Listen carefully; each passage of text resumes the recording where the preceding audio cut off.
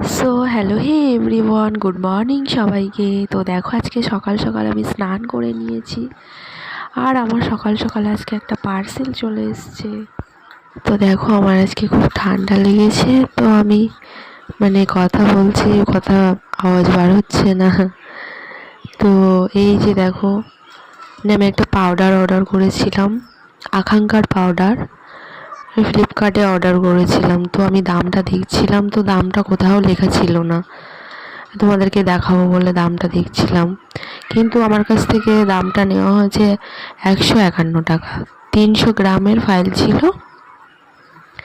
আকাঙ্ক্ষার ল্যাভেন্ডারের পাউডার, ফ্লেভারটা ল্যাভেন্ডার ছিল। আর বাড়ির দেখো, এই যে আমার নাইসেলের পাউডার ছিল 150 গ্রামের।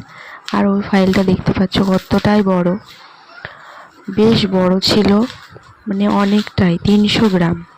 কিন্তু আমি বাড়িতে ওজন করে দেখেছি 350 গ্রাম ছিল।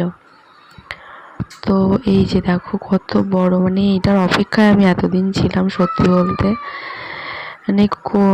খুব ওয়েট করেছি এটার জন্যে, কবে আসবে কবে আসবে। প্রথম একটা ডেট ক্যান্সেল হয়েছিল।